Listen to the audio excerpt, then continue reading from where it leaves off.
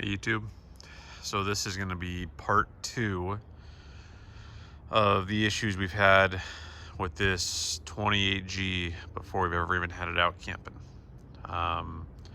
It's been a long, drawn-out situation that has more frustrations in it than any travel trailer I've ever owned. So let me kind of get inside and show you what we found, and I really do hope this helps somebody that's dealing with the same things that we dealt with.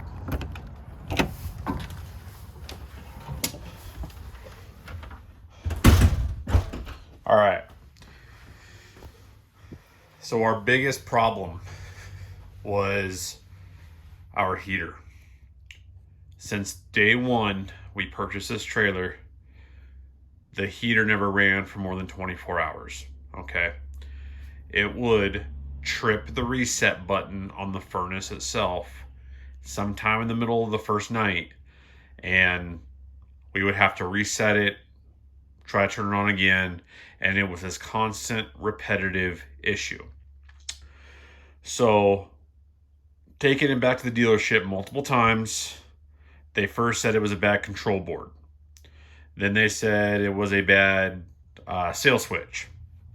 So they replaced these things.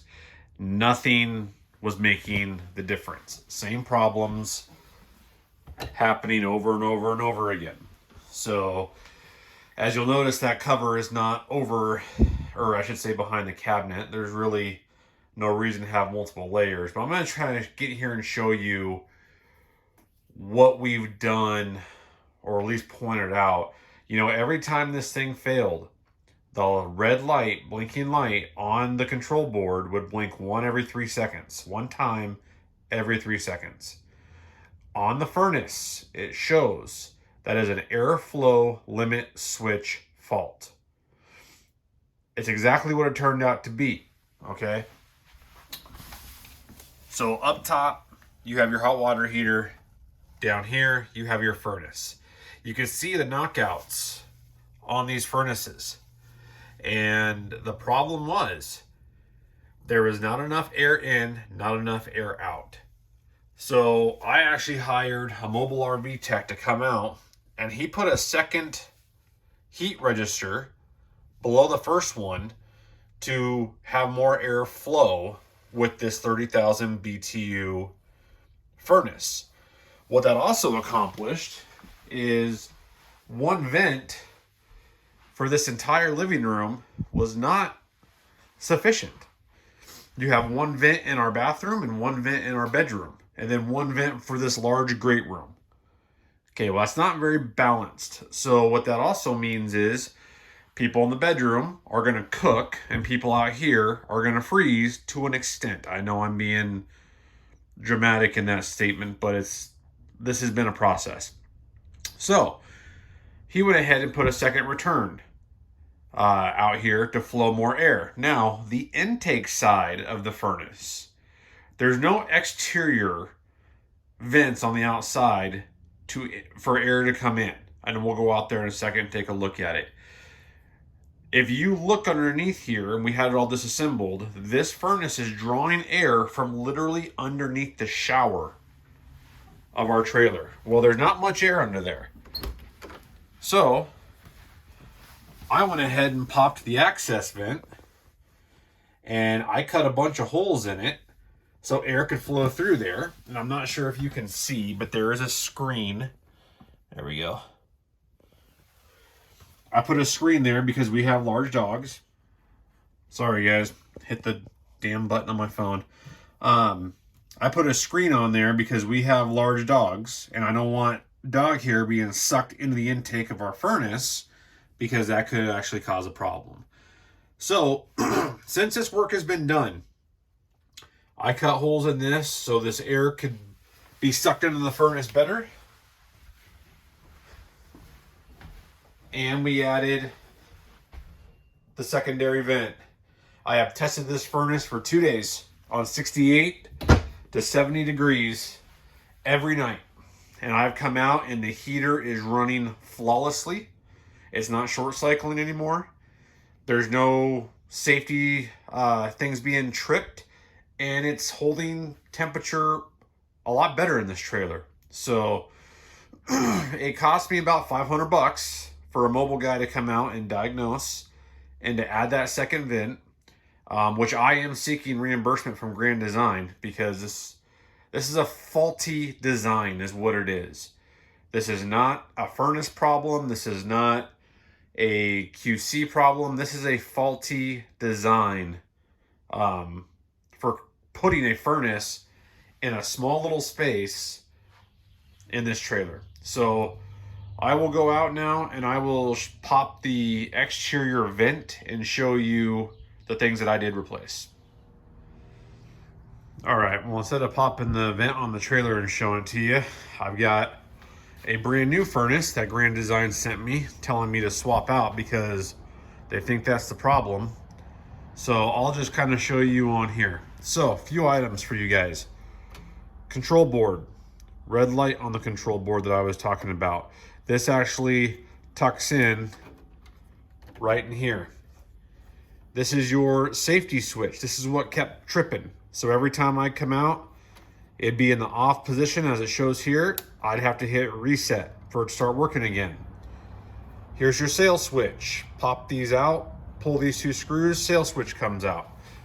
And then right back in there, you can see the two blue wires in the far back, if this will focus. Right there, that's your limit switch. So that's basically telling your system when it's getting too hot. So again, there is nothing vent-wise on the intake side on this furnace. They claim that the little gap right there behind the flap here, that's going to be enough air to suck in. That is false. On the trailer itself, this is one solid piece of metal covering the entire furnace. If you look over here to the side, here's your intake. This is where the air is sucked in to your furnace for all of your outputs. This faces directly underneath the shower of the unit, as I showed you guys before. So that's all the air you're getting in is coming from right there. And then as you can see up here, you have numerous outputs on this furnace. Back, top, sides. So it's an airflow problem, guys. It's an airflow issue that if you take it to your dealer, they just keep swapping parts to get it in and out real quick, right? If you look on the furnace itself, I don't know why this is not focusing. 1 every 3 second pause, airflow limit fault. Every time I had a problem, there's your red light right here. That's what blinks. And it was blinking once every 3 minutes. Why is this not focusing? So anyways, it's been a long, painful process since the day I purchased this trailer. And this is not the only issue we've had. We had plumbing that was disconnected, which caused floods when I went to fill it with water. I had a broken couch. I've had trim. I mean, a lot of this stuff is titty-tatty. I get it. No trailer is perfect. But I bought this trailer in February, and here we are almost Memorial Day weekend, and the trailer is just now where it should be to go out and camp. But chasing this heat issue down has been the most frustrating thing I've ever experienced with a travel trailer. And again, it's all airflow. Every bit of it is airflow. The dealership wanted to start swapping thermostats, and they wanted to, obviously the manufacturer wanted to, they sent me a whole new furnace. This is not the problem. So I really hope that there's other people out there that this is going to help, because you could go nuts trying to figure out what is wrong and why you don't have heat. I swapped every component before we added those vents. So this board, the sail switch, the breaker, the limit switch, every one of these things you see right here was originally on my trailer. When I got this new furnace in, I swapped every component to try anything I possibly could with the same results every single time. It wasn't until we added that air register and the intake, it has ran flawlessly for the last 2 nights, which is the longest I've ever got out of it. So again, hopefully this helps somebody. If you guys have questions, let me know. I'll be doing multiple reviews on this trailer. Hopefully the reviews are going to start going in a positive manner. We have camping scheduled for the next 2 weekends. And I really hope it's all good reviews and good information. But anyway, wanted to give you an update on what we finally have as a fix. And if you're in the Central Oregon area, it was Lucky RV Mobile Service was the gentleman that I used to put those air returns in, add the ducting. He did an amazing job. It looks factory. Quality of work was superior.